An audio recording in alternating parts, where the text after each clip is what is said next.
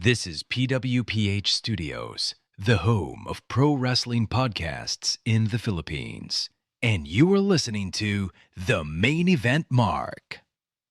The views, opinions, and takes expressed in this program are solely those of the host and do not necessarily reflect the views, opinions, or positions of PWPH Studios, Pro Wrestling Philippines, or any of their affiliates.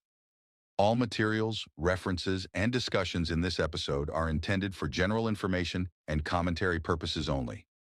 Please be advised that this episode may contain strong language and content that may not be suitable for younger audiences. Listener discretion is strongly advised. Stay safe and stay wrestle, everyone. Welcome to the main event, Mark. Yun. So, welcome. Shoot. Ayun. So, welcome to your Unfiltered Tagalog Wrestling Podcast. It's been the Main Event Mark Podcast by PWPH Studios, the home of professional wrestling podcasts in the Philippines. So, thank you very much for joining this podcast for this week. So, yeah. On this podcast, hindi na ako magre-review ng Royal Rumble, ano? Kasi alam niyo naman na yung thoughts ko about Royal Rumble. WWE is playing safe with Roman winning the Royal Rumble and I can live with that. Definitely, I love Liv Morgan and we can live with Liv Morgan winning the Royal Rumble. For the women's, at least. Roman, on the other hand, WWE is playing safe with him winning the Royal Rumble. Let's keep it as it is. And AJ Styles retiring, that means he is already retired for good in the WWE. Based from his interviews, especially from the Stephanie McMahon podcast and so forth and so forth. I'm so sorry I don't really watch these podcasts, pero it is what it is. AJ Styles is officially retired from professional wrestling, and thank you, AJ Styles. So let's talk about a few things that I liked about the Royal Rumble. Let's also talk about the fallout of the Royal Rumble, and let's talk about Wrestling Observer awards that they just wrapped this week here on the podcast. So this is the Main Event Mark Podcast. Again, this is the official home of professional wrestling podcasts in the Philippines, and you're listening as part of the PWPH Studios. My name is Angelo Pinero. Thank you very much for joining here on this recording of this podcast. So, I am kind of depressed this week because hindi ko alam. May araw ako recently that I am being depressed because of this recent wrestling that we are getting, especially from WWE, and of course AEW is still giving us a ridiculous booking from their pockets as usual. And we will also talk about the babbling reporting from Dave Meltzer about this issue about Brody King. Alam nyo, pamaya pag tinakal ko yon, hindi nyo magugustuhan kung paano ko itatakal yon. Kasi I am trying to connect the dots with the issue with Trey Miguel being removed from AEW to this issue that's going on right now, specifically for Brody King.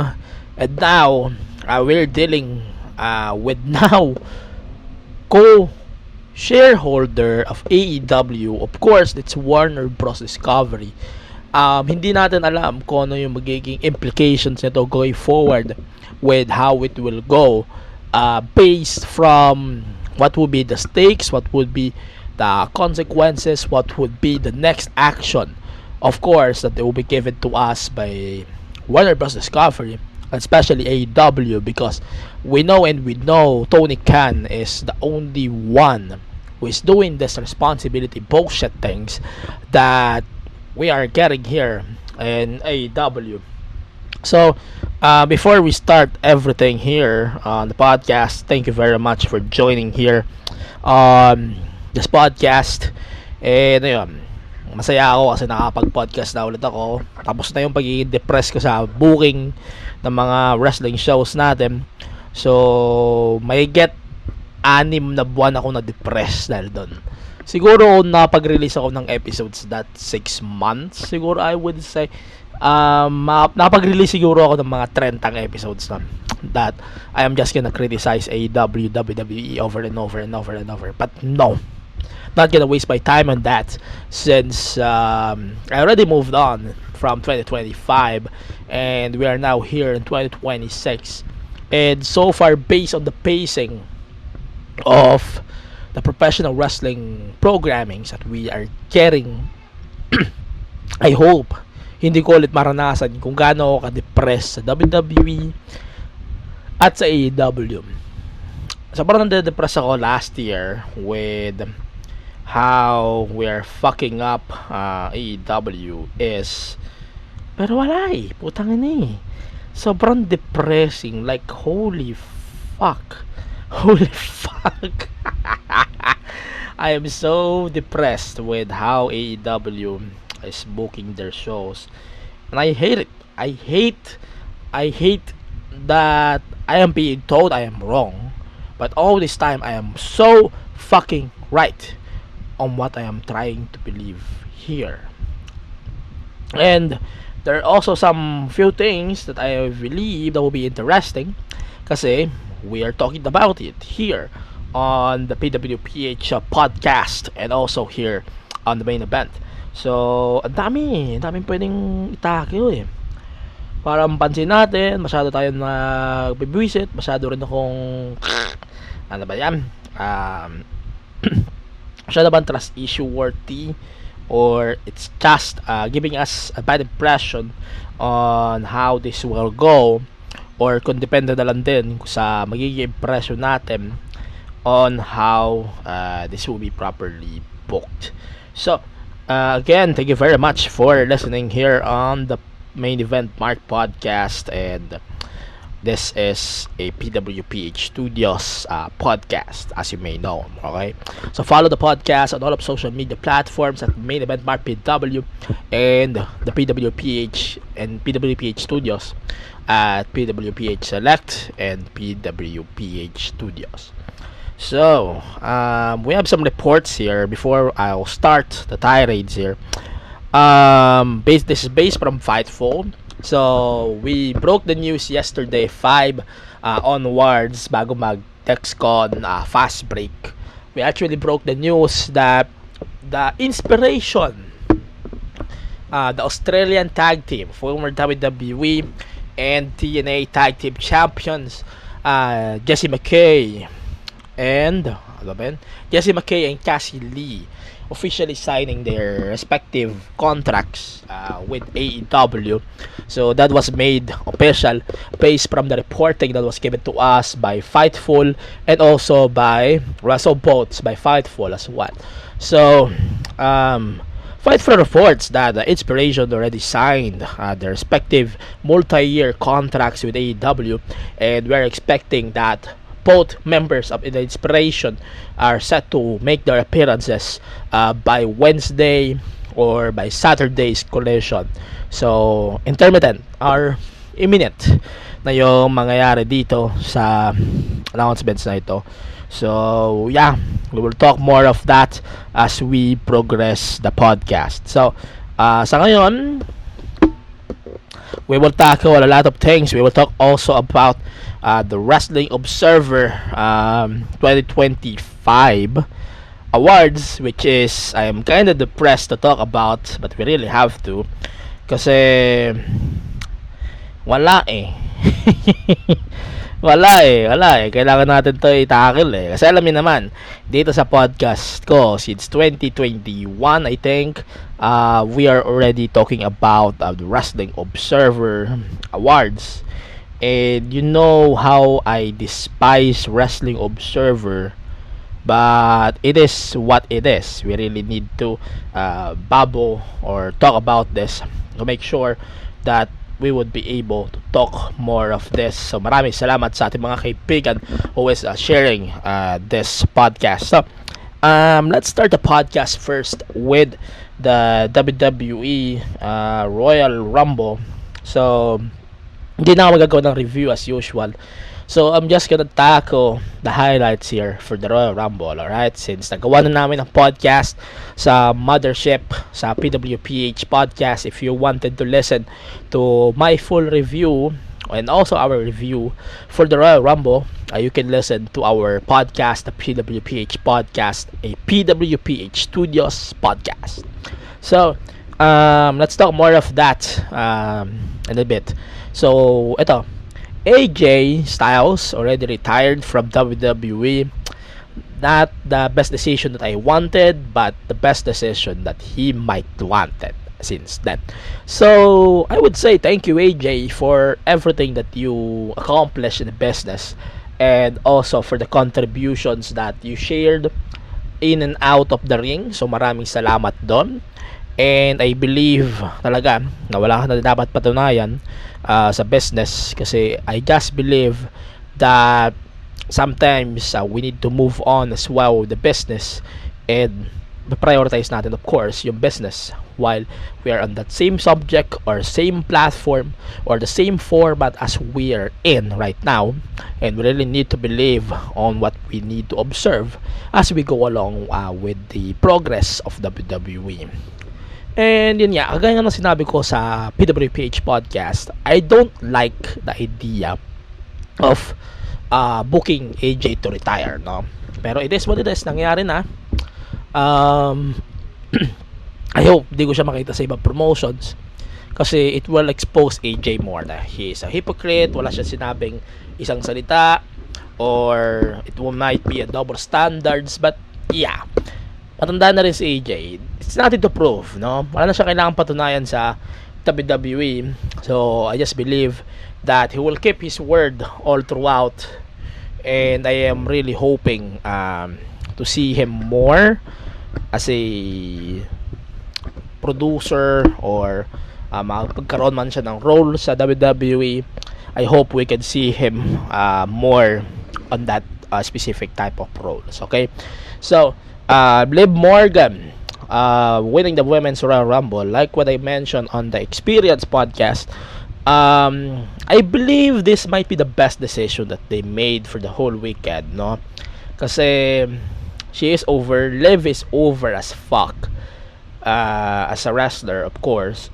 And sobrang wise then that they were able to book Liv Morgan in a convenient way, walang kahirap-hirap, for this type of matches. And I still believe that WWE will be able to take advantage of that huge situation, specifically about her, and especially with how WWE is gonna move forward with the whole concept of Grand Slam, or the scheme of things when it comes to the whole road to WrestleMania as a whole, plus some context also kung paano natin mare-resolve yung situation about the booking of this type of wrestlers. Okay, so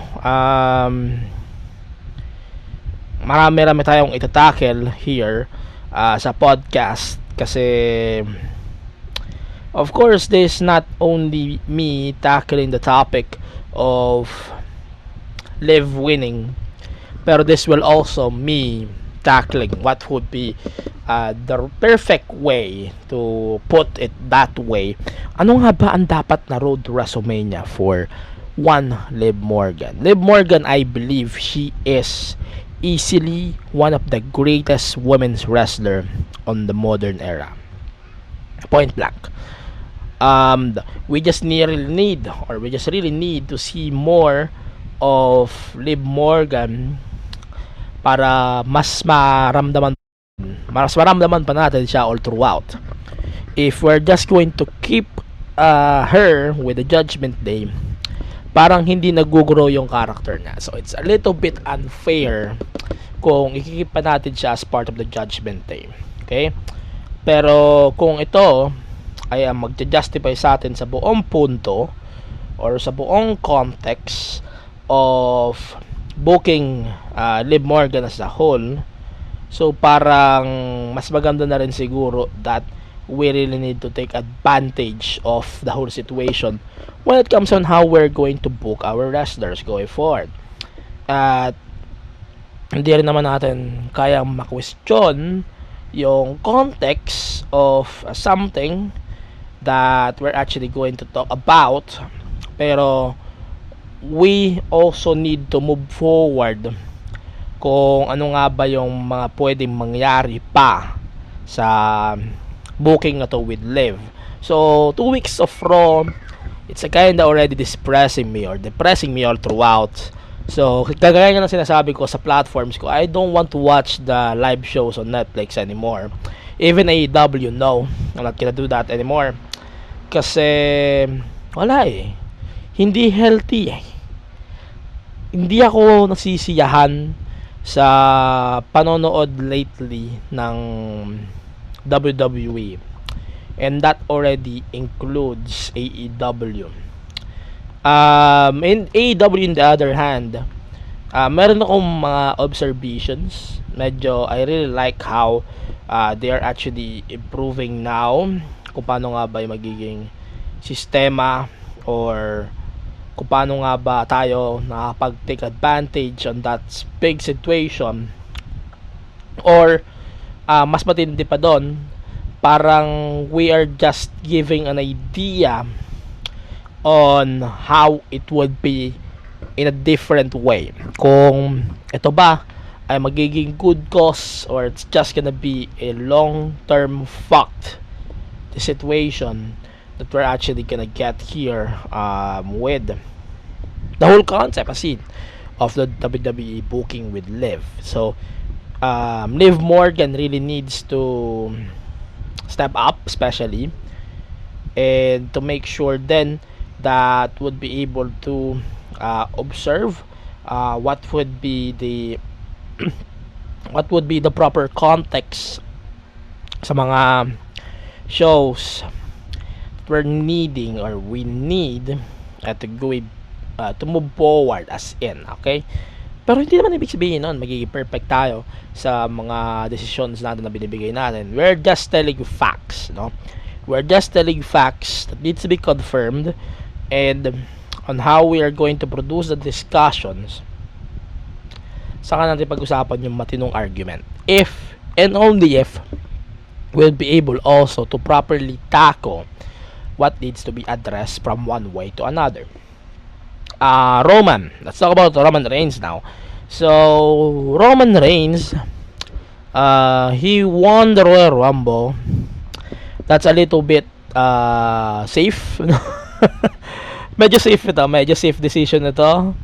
I'm not sure if this is something that was discussed na okay, kaysa mabash tayo ng mga fans, we're just gonna book Roman Reigns winning the Royal Rumble, and that's what basically happened, alright? And I really love it. So parang iba yung dating sa atin ng mga desisyon or kung ano man, mas magandang pag-usapan na lang natin ng mga ganun na ideya kaysa mabutas pa tayo ng tuluyan, no? Pero yan, it is what it is. Sami Zayn losing to Drew, wala. Hindi naman na talaga draw for a world title picture si Sami Zayn. If we are pushing Sami Zayn back in 2023, 2024, I might think about Sami Zayn as a draw for the world title.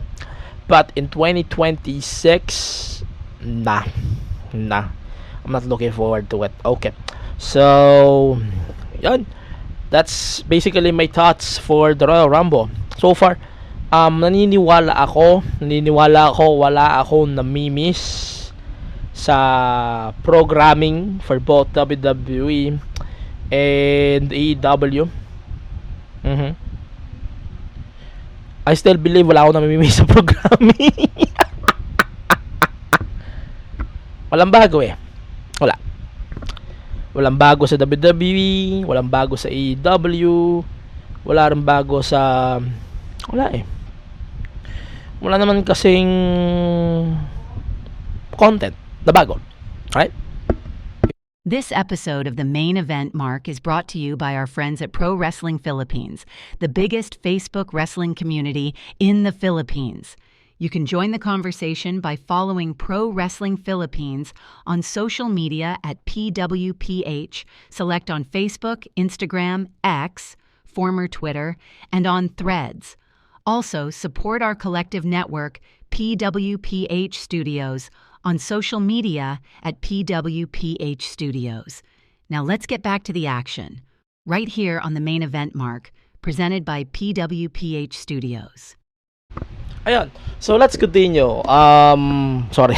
Kailangan ko lumabas. Medyo, the idea kasi of WWE ruining the interest of this show.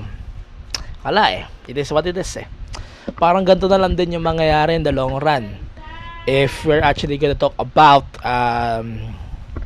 the idea on how we're going to book WrestleMania. So, mag-move on na tayo. Let's talk about now the idea of paano nga ba dapat i-book ang WrestleMania going forward. Okay? So, this is based from after 2 episodes of Raw, 2 episodes of SmackDown. Okay? So, let's talk about it.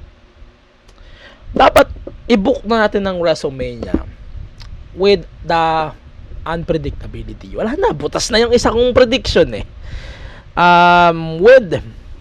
With Punk choosing or being chosen by Roman, medyo butas na yung prediction ko on what I want for WrestleMania. Medyo nabutas na. Medyo nabutas na yung gusto ko na gusto ko ng clear Punk versus Braun Breaker para lang magkaroon ng tie or settlement yung feud nilang dalawa. Pero wala, nangyari na. We now have Roman Reigns versus CM Punk for the World Heavyweight title. Of course, this might main event the whole WrestleMania weekend based on what the booking direction is right now. Pero wala na, nang mangyayari na to eh. It's already been booked. Still, we still could not pull some audience. We could not care less about the everything that we got here. Hindi tayo makapagano eh. Hindi ko maisip kung paano ko i-digress ito eh. Siguro mag-look forward na lang tayo sa after Elimination Chamber. Hindi man kasi ako na-excite sa paano natin ibobok itong WrestleMania kung wala si Roman itself. At paano tayo magbe-build ng feud kung ganito lang din yung magiging fate. Or is Roman's gonna be turning heel? Or are we getting something? Are we getting something from this? If no, just fuck. Wala tayong benefit doon. Wala tayong makukuha benefit. If we're just gonna tell our viewers to shut the fuck up, wala eh. Walang beneficial factor to eh. No? Wala akong makukuha benefit if we're just gonna tell people, bahala na si Batman. Walang beneficial value. Wala rin beneficial sa mga viewers na makikinig man o sa mga dapat is makakaunawa nitong booking direction ng WWE. Pero wala eh. It's all blocked. It's all fucked. It's all blocked basically. And wala eh. It is what it is. Nangyayari na eh. Ayun. So, Liv in the other hand, I just really want her to fight Judgment Day in the long run. Okay? Wala akong pakialam if it's Steph or if it's really Raquel or whoever in the fuck is going to be winning the Women's Elimination Chamber. We should be able to get Steph versus Liv, and Liv is going to lose. I'm so sorry, I really have to tell you this. I am looking forward more on how they're going to establish Steph Baker. No? They just gave her a ridiculous theme song, which is masakit sa ulo ko. Pero wala eh. Kailangan nila din iwasan yung mga fees na possible nila makuha from the old theme song ni Steph. So medyo nag-iingat sila doon, understandable. Pero parang in a point of view experience, parang ang hirap niyang ang hirap i-digest ng ganitong booking if we're just gonna talk about the idea ba ng paano natin mapoproduce yung product, paano nga ba natin mapoproduce yung proper booking with Liv Morgan. Walang beneficial value ito eh. We're just talking out of our asses. And walang value, basta ang ako lang mag-aantay na lang tayo after Elimination Chamber. So far, speaking of Elimination Chamber, let's talk about it real quick. Cody won his match over Jacob Fatu and Sami Zayn. They fucked the booking of that match. I'm so sorry, I really have to tell that. They literally fucked the whole concept. Ayun. So, as much I would love to see the Elimination Chamber, pero I already did not looking forward to this as a whole. Okay? Okay. So, tackle na lang natin to ng napakabilis. Ano? So, So, ito na nga. Meron na tayong mga qualifications so far that's been announced. So, Randy Orton, LA Knight, and Cody Rhodes already qualified for their respective Elimination Chamber matches. And also, Tiffany Stratton, Rhea Ripley, and Alexa Bliss qualified as well for the Women's Royal Rumble. I'm not gonna talk about who they defeated. No, I'm not gonna talk about that. Ayan, so qualifying matches. So, Dom Gunter and Jaban Evans will be announced. So, sino man magka-qualify doon. And then, the fifth slot will be between Carmelo Hayes, Damian Priest, and Trick Williams. And then, yung fourth and fifth qualifying match here, sa Raw, we're going to have Asuka, Bayley, and Natty. That's going to be interesting. But I hope, I am really hoping that we are going to see Bayley coming out of that match.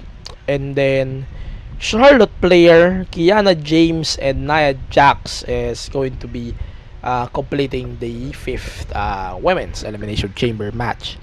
Ako personally ito gusto ko makompleto to between gusto ko makapasok si Gunter dito sa Chamber, pero parang hindi nila gagawin yon. They really need a high flyer na papasok dito sa Chamber, and that might be Javon Evans, but I am really hoping to see Gunter winning this qualifying match.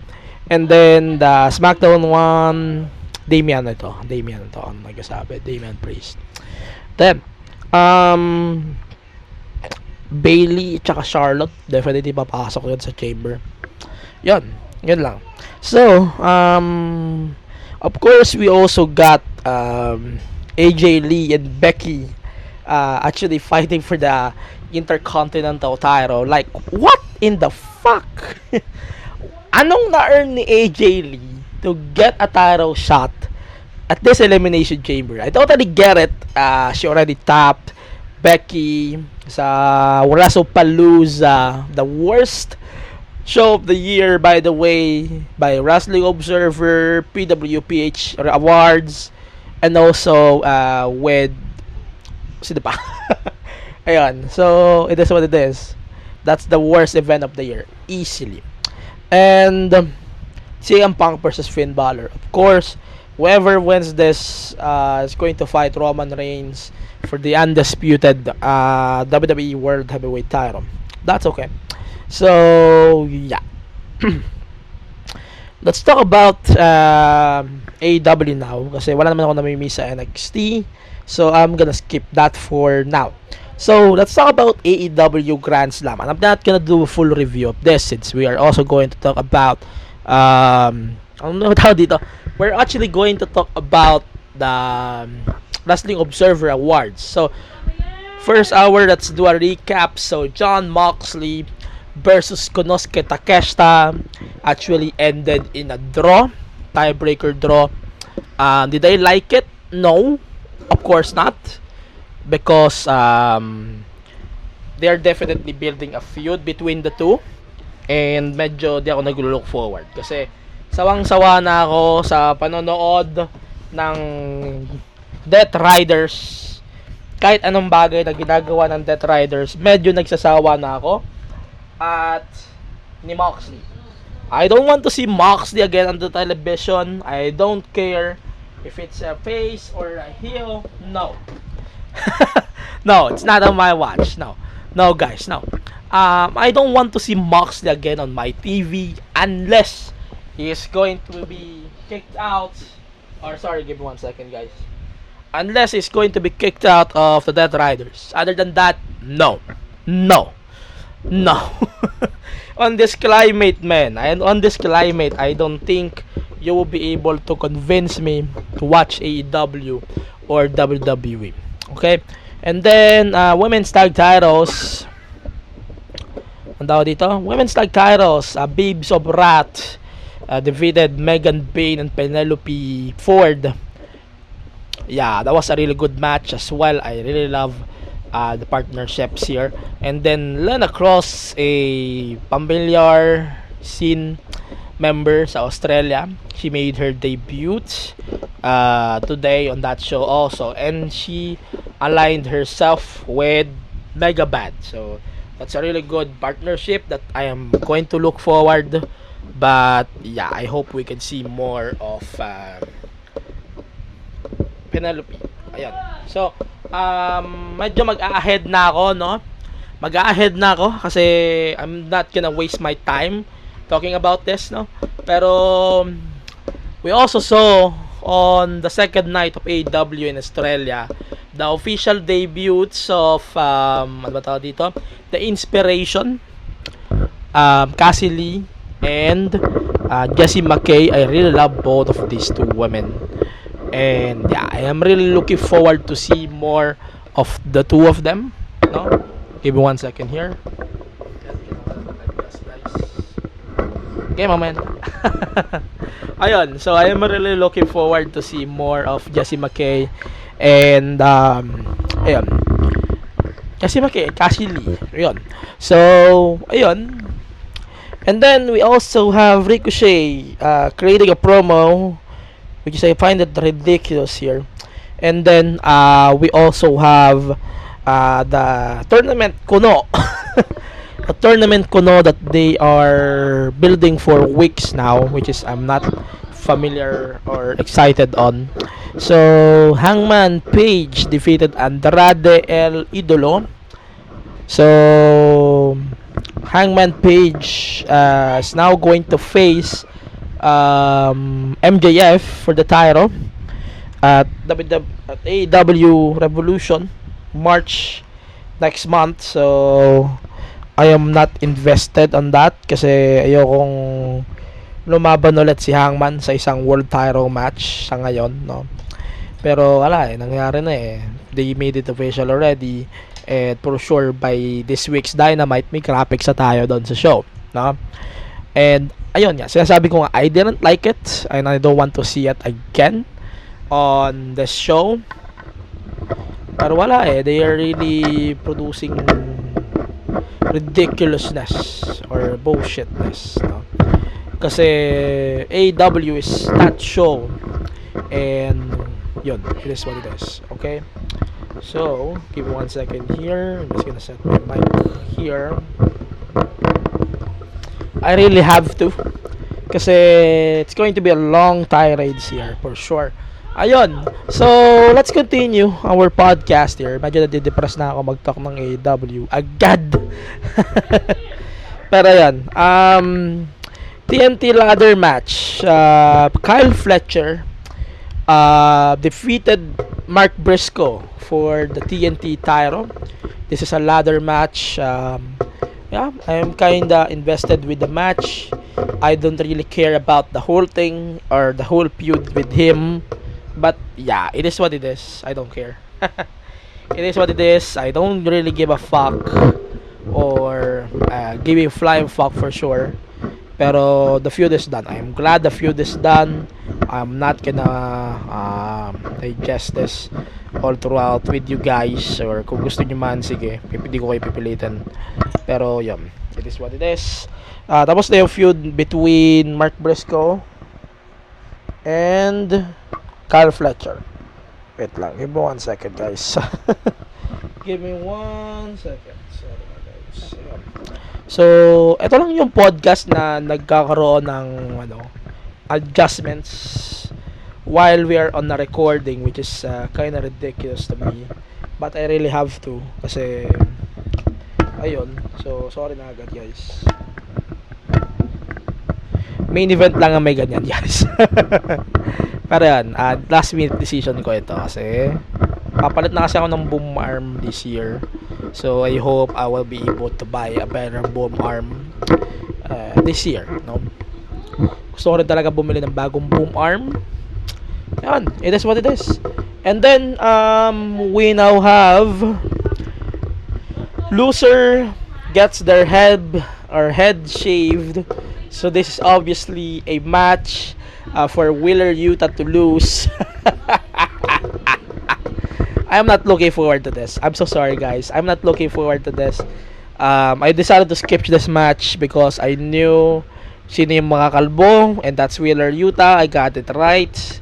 Then, yeah, I'm not gonna look forward to that, and I'm not gonna talk about it further with you guys here on my podcast. So, main event.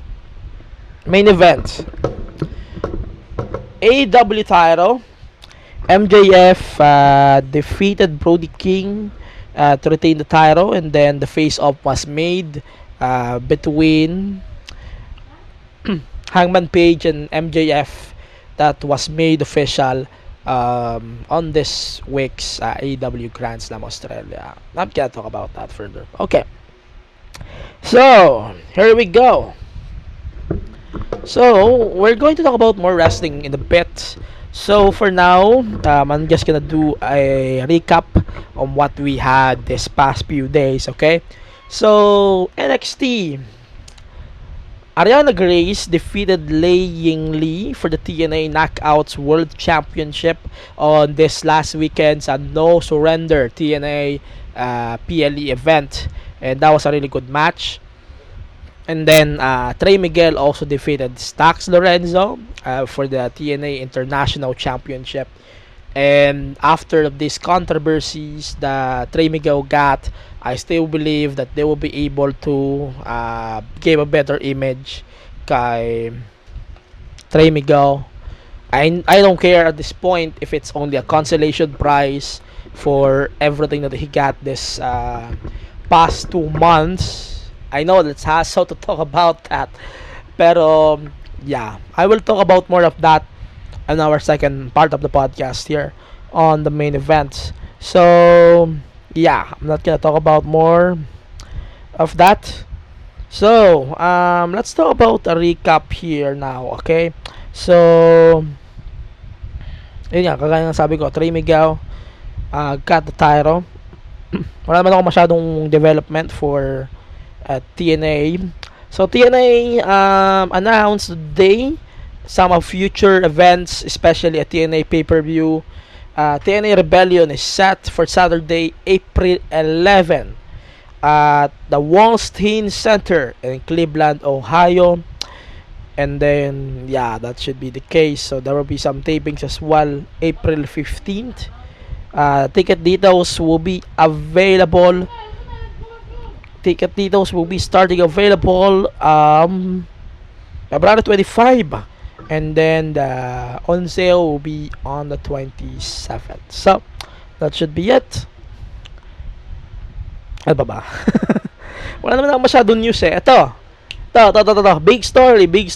So Dave Meltzer, the Wrestling Observer newsletter, actually sent a report. Let's talk about this first, okay? So after pinning MJF and garnering Fuck Eyes chants on the February 4th episode of AEW Dynamite. So, Brody King did not appear on the last week's show of AEW Dynamite. After the show, Dave Meltzer, the fucking idiot, made a claim that the reason why he did not made an appearance for the show, it's because Tony Khan made the call to keep Brody King out of the show to avoid the instance yet again of the fuck ice chance. However, we just got a statement from Fightful and also from other sources that basically shared this whole thing, and then it was already been debunked right away from Fightful. So Warner Bros. Discovery did not have an involvement in Brody King's upcoming AEW schedule. Any speculation in the contrary is categorically false. Brody is scheduled to appear during the next AEW event, which will air this Saturday on AEW, on TNT, and on HBO Max. That was the original statement that was given. And yeah, alam nyo, parang nagko-connect the dots na ako no? Nagko-connect the dots na ako kung ano nga ba yung sarsuela ko about this, no?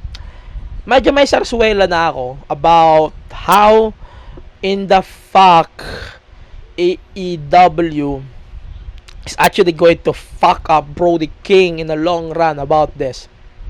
Brody King bullshit, man.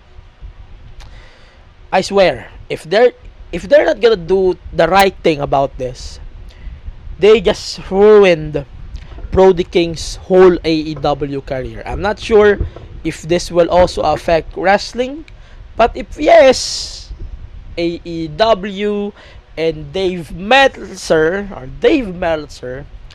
is at fault on this. Okay? So let's keep it as it is. Isa pang problema ko, napagko-connect the dots ko kasi, itong issue na to, yung issue din kay Trey Miguel, na palagi nilang sinisisi sa Warner Bros. Discovery hanggat may lumabas nga na report na ito, dinedebunk nga ni Warner Bros. Discovery yung any claim of bullshit na nangyayari. Parang napagko-connect the dots ko na. Walang stake. Yes, may stake ang AEW sa Warner, may stake ang Warner Bros. Sa AEW. Pero walang creative decision na pwedeng i-provide ang Warner Bros. Discovery sa AEW. Lahat ng magsasabi niyan ay nagsisinungaling. Sa madaling sabi. Okay? So that's on me. Again, I am the one who is claiming this. I don't care if questionin nyo ako after this. But sa sarsuela ko, if AEW media, like Dave Meltzer, Fightful, WrestleNomics, or kung sino mang salsalero at salsalera na magsasabi na this is a report that's being confirmed and verified by Fightful or kung sino man sarsuela, like sinabi ko nga kung sino man magsasarsuela about this whole booking, lahat ito ay hindi, or lahat ng ito ay hindi desisyon ng Warner Bros. Discovery. Especially, number one, they are trying to focus on the acquisition by Netflix. So, bakit nila pagtutuunan ng pansin itong mga putrages na galing sa EW? Hindi natin pagtutuunan dapat ng pansin to kaso wala You guys are trying to divert the attention of everyone and trying to defend Tony Khan just for the sake of defending Tony Khan on this type of controversy. You guys are trying to validate and to make sure Tony Khan will not get any spies or bullshit, man. But it is what it is. Tony Khan is the only one who is making the decisions and not anyone from the fucking Warner Bros. Discovery. If there's anyone is actually telling you that this is a decision by Warner Bros., then no, bro, no, you guys are lying. I hate to say this all the time, but based on what we have here, you guys are just lying. Keep it to yourselves, bro. Dave, keep it to yourself. I know you're better than this, but your reputation is getting fucked every week just because of this false reportings. And now, we're getting this again and again and again. Tapos babalik na naman tayo sa bago. Tapos ngayon, babalik na naman tayo sa mas bago, sa mas kalukuhan na pamamaraan just because of you reporting wrong things about the product or the whole business as a whole.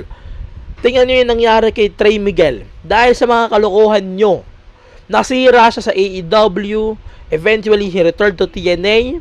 This type of reportings can cause harm. And it might ruin everyone's career in the long run. Tingnan nyo nga, recently, Dave Meltzer, again, he is again. Alam niya ba, dinidispute ni Dave Meltzer yung age ni Royce Keys. Royce Keys, all of the people, man. He just appeared on the main event. As in main event, WWE main event. Not this main event. But, this a little bit funny because never na lang nilapas yung age ni Brody. Or never na lang nilapas yung age ni Powerhouse Hobbs. And now, we're just telling the we're just telling the people here that, okay, so nagsisinungaling talaga all this time si Royce Keys sa WWE. At malaking kalokohan yun, bro. Ako na nagsasabi, isang malaking kalokohan na questionin natin yung age ng isang tao. Especially, na they're already in WWE. Diba? They are only questioning the age of this person because they are no longer affiliated of AEW. That's a fact. Okay? And I'll keep it that way because that's a fact. Okay? Ewan ko, hindi ko rin maintindihan why we are still insisting of this type of discussions. Hindi ko rin maintindihan why we're still trying to trust Dave Meltzer. I'm so sorry, I really have to rant here. May mga Philippine wrestling pages here. I'm so sorry, I really have to point on you guys. I really have to point fingers here at this point. I don't care if it's a report by Dave Meltzer or Brian Alvarez or anyone, okay? Brian Alvarez, I can take his word well, but if it's Dave Meltzer telling you that this thing is happening because of this thing, you guys need also to take fact-checking. You need also to review the report. You need to verify everything. I don't care if you are a bigger page than me. I don't care if you are a bigger platform than me. But here's a platform, a public service reminder for everyone who is on the same platform as me. You really need to be platformized very well, okay? You really need to keep your word. If you're protesting, take accountability on that. If you're taking accountability on politics here in the Philippines, you also need to take accountability of the reporting that was given to us as a wrestling observers or as a wrestling content creators. Okay?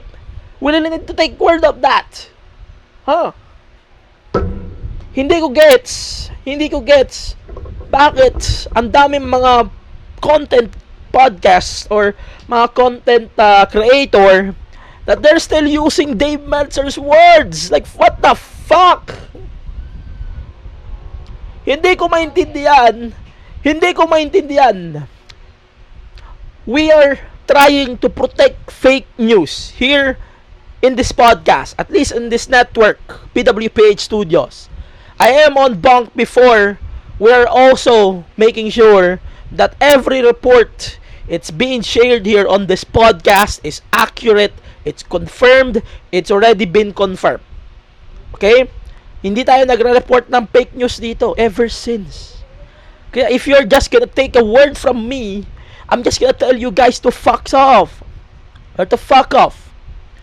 If you're just gonna take a word from Dave Meltzer, guys, 2026 na, you really have to take your word very seriously. Because you have the responsibility to share the news from a guy who is being laughed off in the United States. Alam niyo bang pinagtatawa na si Dave Meltzer sa United States? But yet, we're still taking his word like it's a gospel. Like, holy shit! People, you need to listen. You need to listen, man. I really need to tell you guys this, okay? 2026 na, utang na loob. Kung gusto nyo mag-fact check sa mga bagay na related sa Pinas, I hope on your content creation, we need also to take this type of fact checking when we post our content here on our platform to make sure that our platform is safe from this fake news or fake news shit. Okay? Hindi ko alam if we're just gonna take their word. Hindi ko alam kasi we're questioning the product. Hindi ko alam if we're just gonna tell them facts. 'Di ba? And at the end of the day, we're just telling them, makinig kayo sa amin because we're a big page. Makinig kayo sa amin because we're a big follower. But in the fact, 2026 na, I am also a big advocacy teller of how we should post wrestling news here in the Philippines. Or Philippines, putang na. Pero yun nga, kagaya nga sinasabi ko, 2023 pa lang, early days pa lang ng podcast na to, we are now advocating, don't listen to the Wrestling Observer. Don't take Wrestling Observer seriously. Don't take their word, just laugh of it. At kung may nasabi naman na tama si Dave Meltzer, okay, let's take credit on that. Pero, sabi ko nga, we need to fact check everything. Hindi trustworthy ang Wrestling Observer. Yes, Dave Meltzer is a really good historian. Pero sabi ko nga, huwag ka magtitiwala. Don't trust Wrestling Observer. That's the number one rule in this business. Don't trust Dave Meltzer. And if you understand that rule, I guess I can call you a reliable content creator. But until then, if you still believe on this fucker, then get the fuck out of here. Hit the bricks. Kaya na bad trip ako nung ini-expose na yung issue kay Trey Miguel at nabuwisit ako dahil doon. Wala eh. You guys are fucks, man. For fuck's sake, man. I don't care. Kini-gatekeep ko yung content nyo. Oo, totoo. Pero, I am gatekeeping it for a better cause. Ayaw lang natin na maki-question tayo of how we are posting our content. Okay? So, buti na lang, pag may nakita pa akong content creator dito locally na magpo-post ng content about Dave Meltzer, at least Wrestling Observer Awards, okay, we can criticize that. Pero yung reporting on how he reports, I'm going to question you. I swear to God. I am going to question your existence. I am going to question your faith as a content creator, or I'm just gonna question you as a person. It depends on how I'm gonna take it. But that should be the case. Okay? So, let's move on. AEW, we got some really good things on this last week's episode. So, we got Chris Statlander losing to Tekla. That was a really good match. The strap match. I think that was a really good match that we got.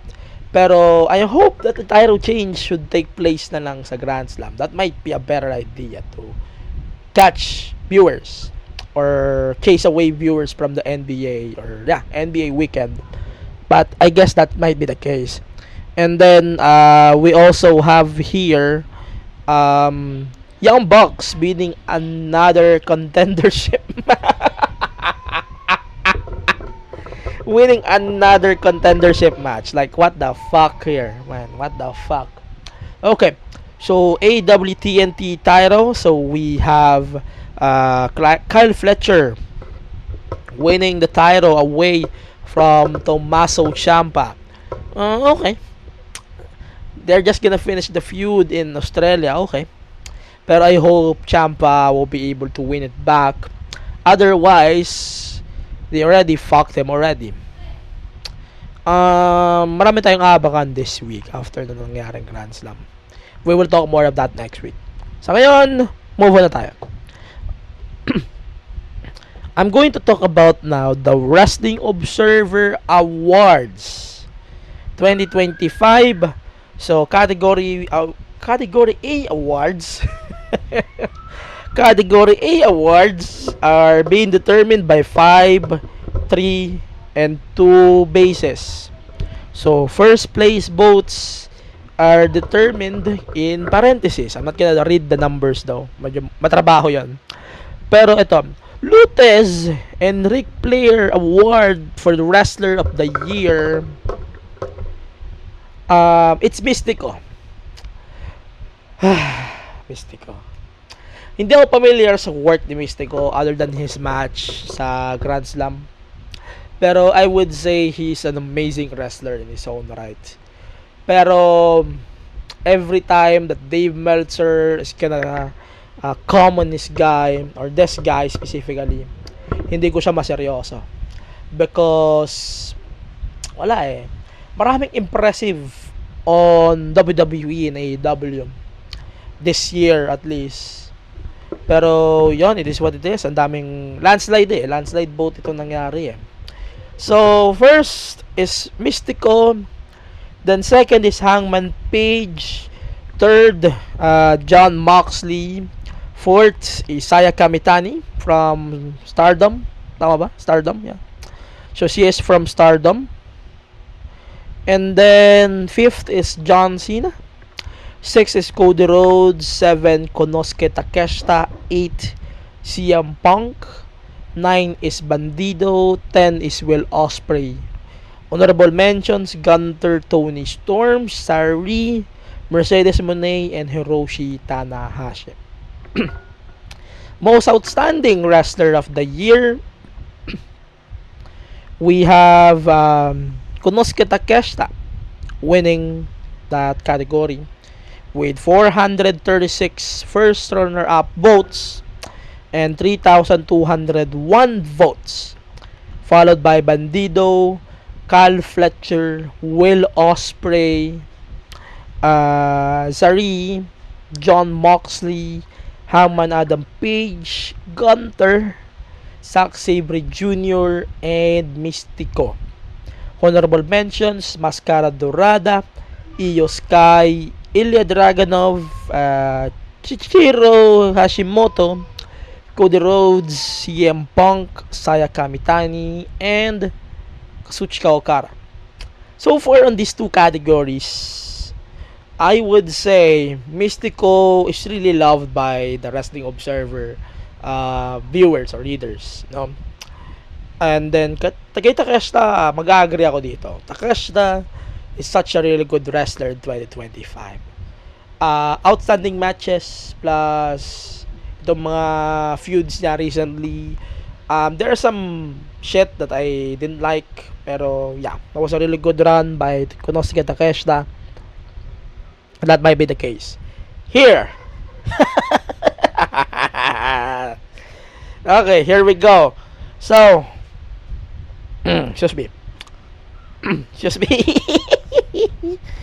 Okay. So, best on interviews.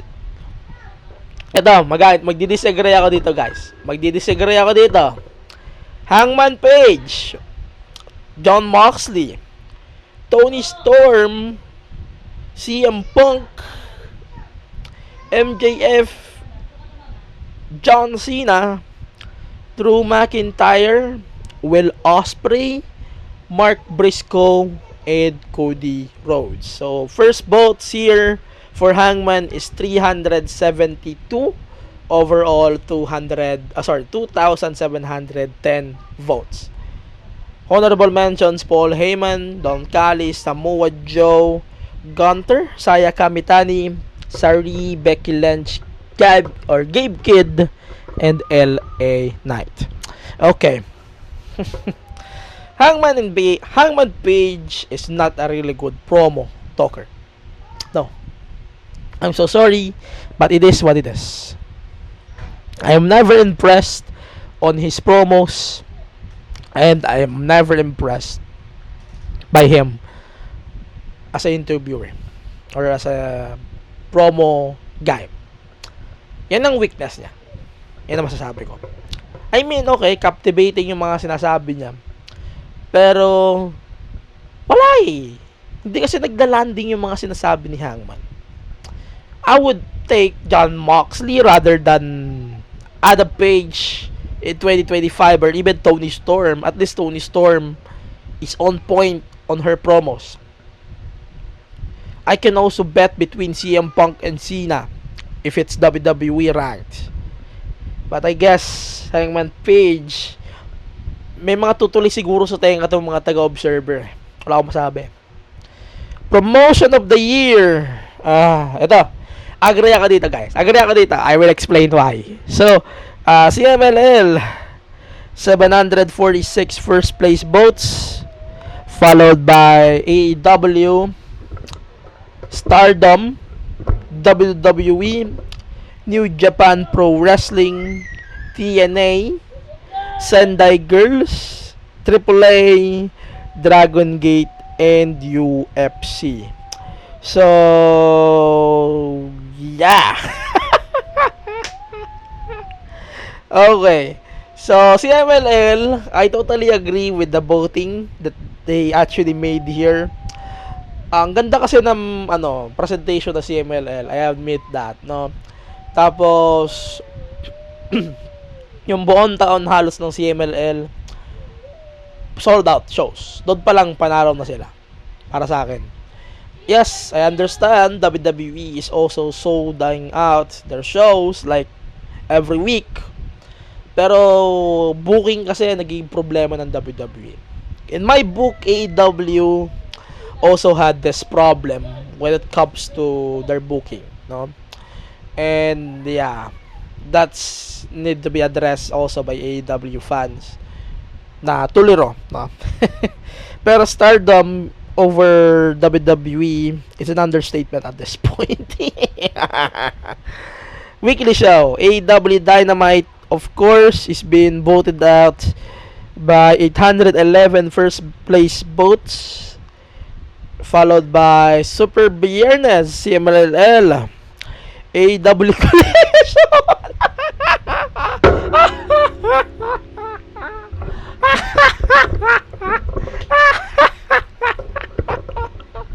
I am so sorry, people. CMLL, I don't really understand why this show in the first place, by the way. Second place, by the way.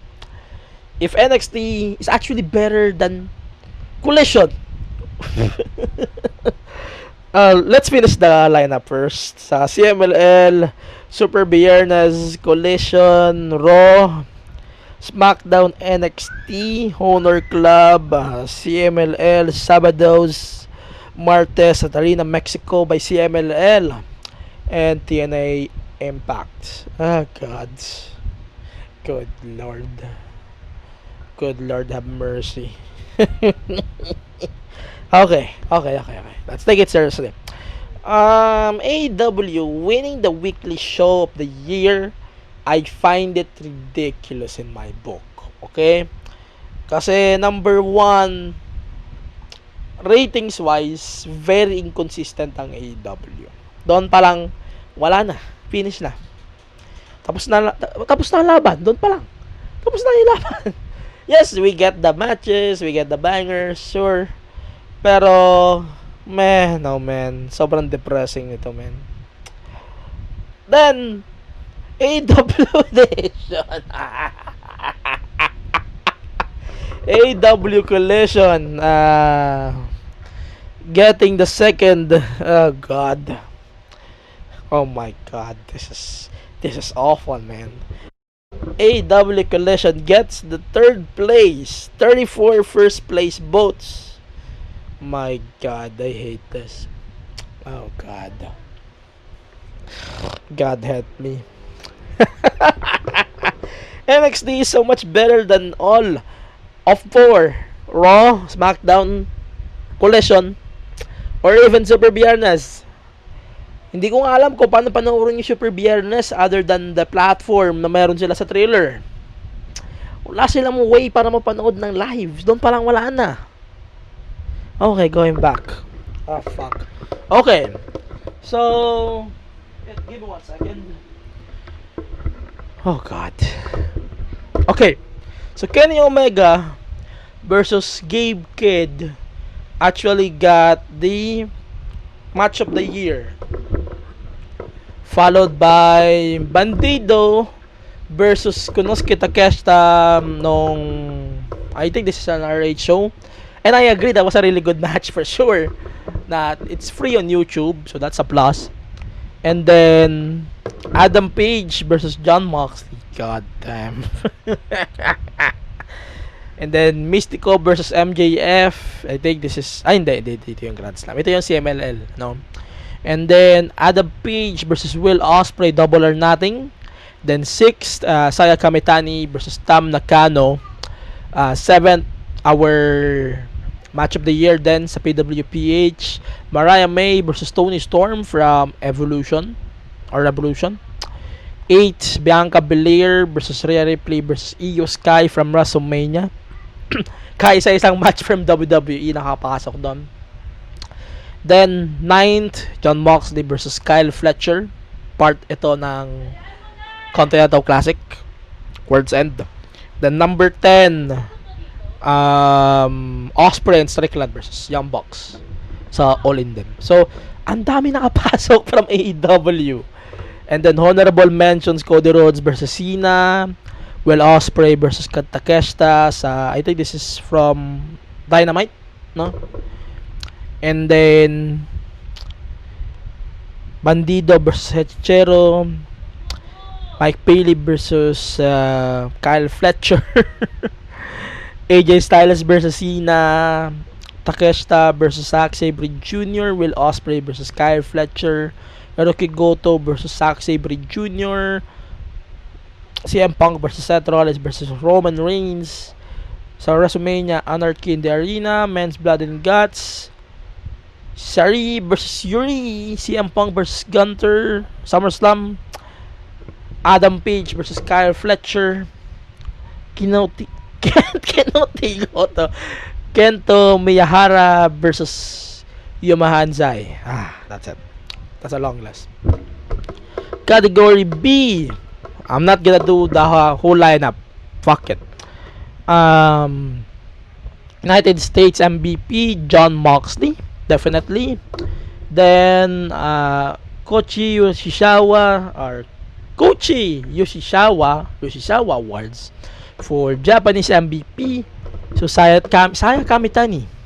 No doubt, no dispute, guys. I think she did a really good job also in 2025. Okay? And then Mystico as the Mexico MVP. Okay. And then Europe MVP, it's Michael Oku. Then non-heavyweight MVP, it's Mystico. The women's wrestling MVP, it's Saya Kamitani. And then feud of the year, Jon Moxley versus Adam Page versus Jon Moxley.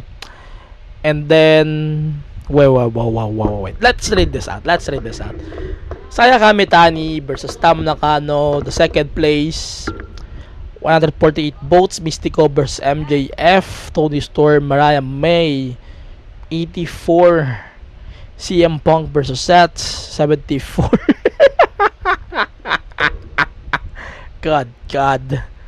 Okay, I'm getting the source. By the way, mamaya. Okay, mamaya ka sa akin. Okay. So, focus tayo guys. Feud of the year yon, box office draw, John Cena. Wala nang iba, putang ina. Pahirapin nyo pa yung sarili nyo dyan. Most improved. This is interesting. Harley Cameron. I love Harley Cameron, man. For sure. Harley Cameron, most improved. Pero medyo kine-question ko, bakit nga ba nakapasok si Kendall Gray dito? Too early for her to be part of this, I would say. No? Siguro kung may i-include ako, I would say Marina Shafir. She definitely improved her in-ring. And especially with her run sa Death Riders, for sure, ang laki ng improvement niya in the best. Most charismatic, John Cena. No doubt! No doubt!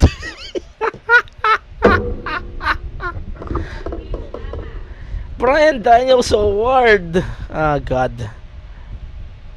Zack Sabre Jr. Definitely. Bruiser Brody Memorial Award, Best Brawler, Jon Moxley. Best Flying Wrestler, it's Mascara Dorada. Most Overrated, Jey Uso. Deserve.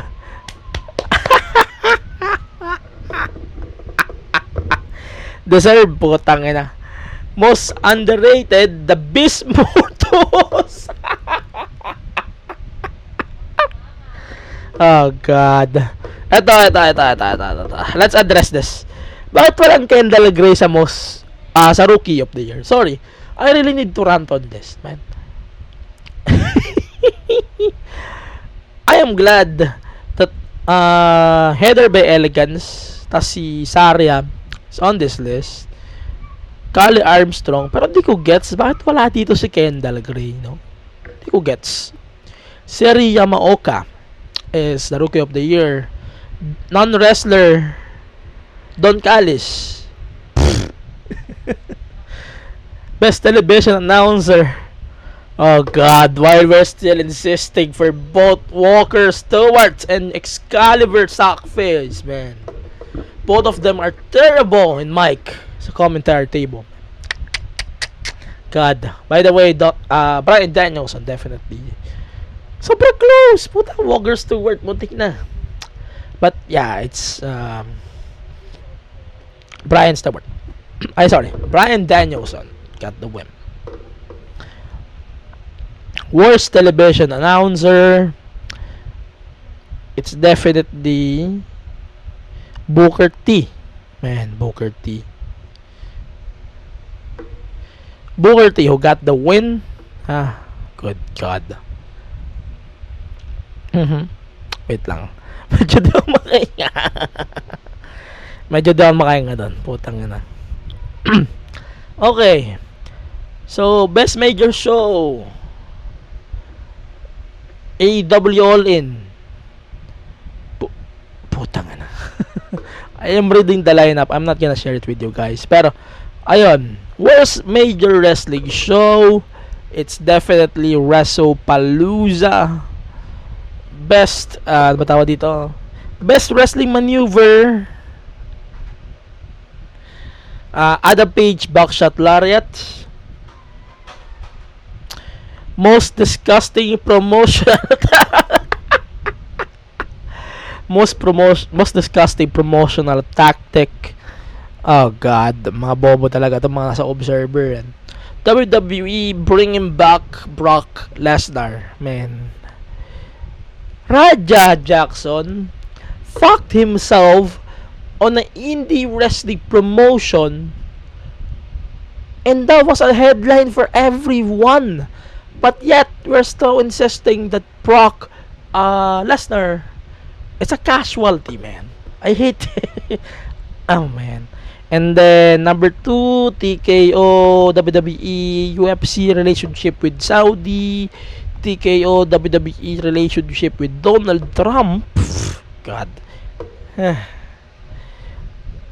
And then, of course, CM Punk apologizing to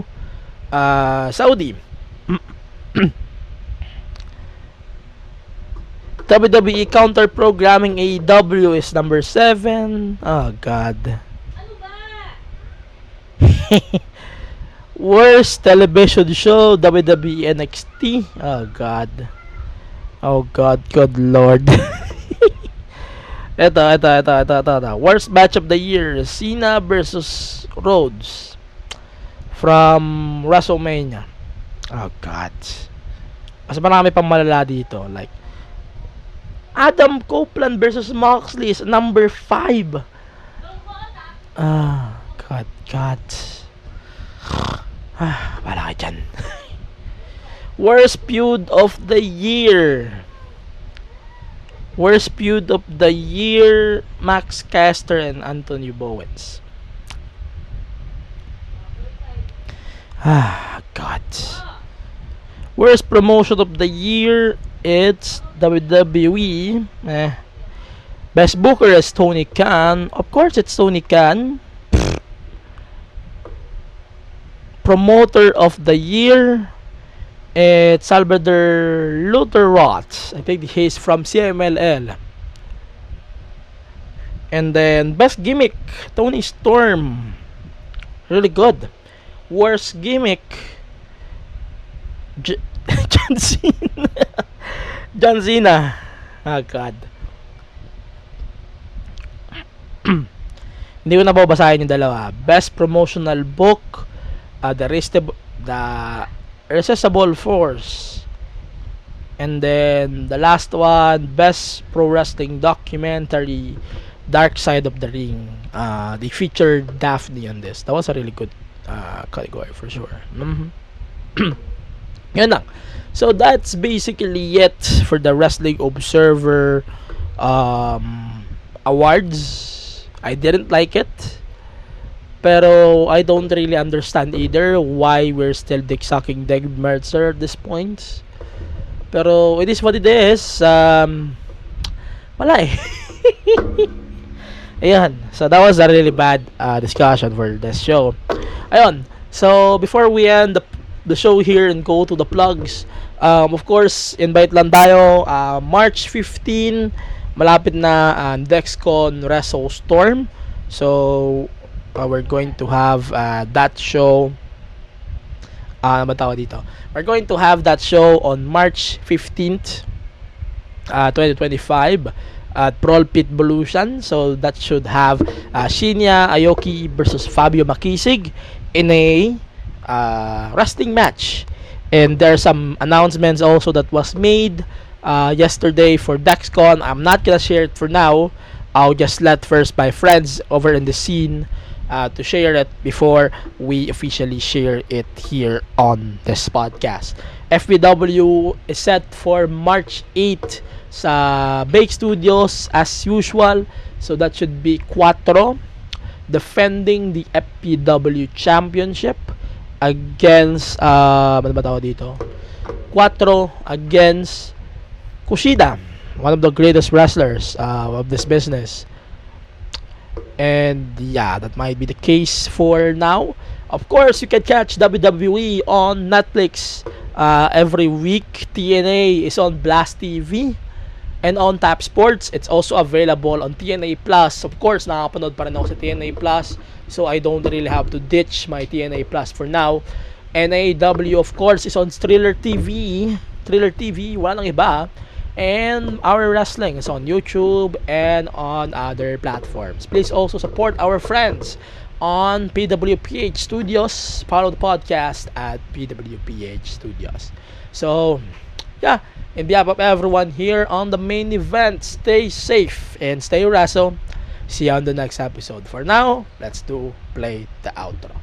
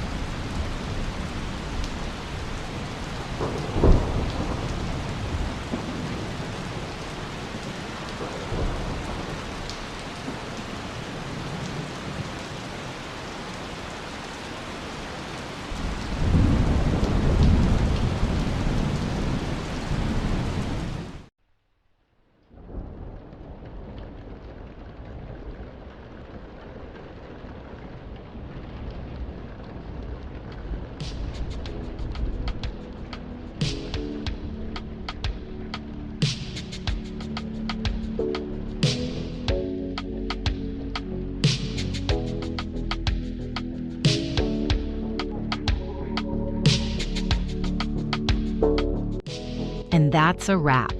You've been listening to the Main Event Mark powered by PWPH Studios, a Pro Wrestling Philippines collective production. Catch every episode anytime on Spotify, Apple Podcasts, and YouTube. Stay connected and join the conversation on Facebook, Instagram, X, formerly Twitter, and Threads. Just search at Main Event Mark PW. Want to show your support? Visit patreon.com/maineventmarkpw and be part of the movement. Don't forget to check out our mothership, Pro Wrestling Philippines, across Facebook, Instagram, X, Threads, Reddit, and on Patreon at PWPH Select. This is PWPH Studios, a proud member of the Pro Wrestling Philippines Collective. Follow the network on social media at PWPH Studios. On behalf of Angelo Panera, thanks for tuning in. Stay safe and stay wrestle, everyone.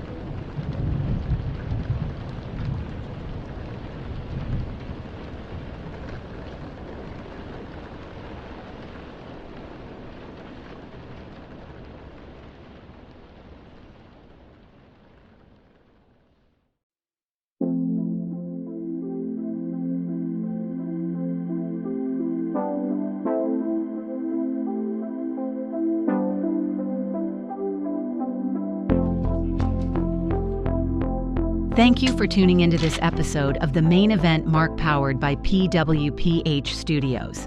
The views and opinions expressed during this episode are those of the hosts and guests and do not necessarily reflect the official policy or position of PWPH Studios, Pro Wrestling Philippines, and its affiliates.